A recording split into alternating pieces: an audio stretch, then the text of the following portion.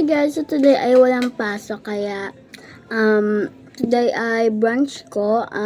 Medyo 10:51 na and nakain din ako ng egg Shanghai, lupin Shanghai and hot dog. So yummy and best combination ever. With rice syempre kasi Filipino tayo, diba? Let's eat it. So yummy. And first we're gonna set up the egg.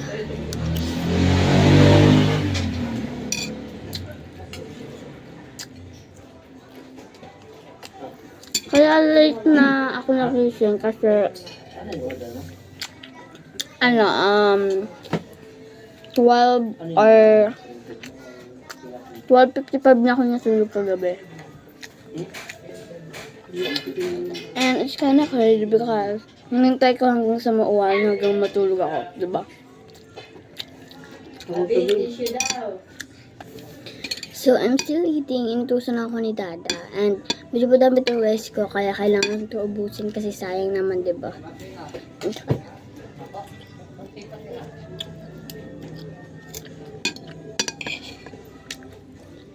Parang gusto ko sa umuha sa sahig kaysa dito kasi babalagtod ako.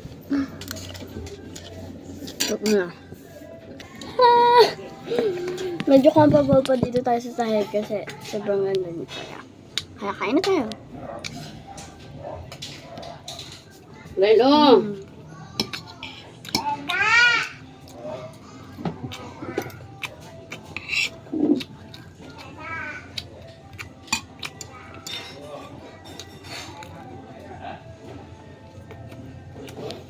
So baka gagala kami mamaya kaya see you.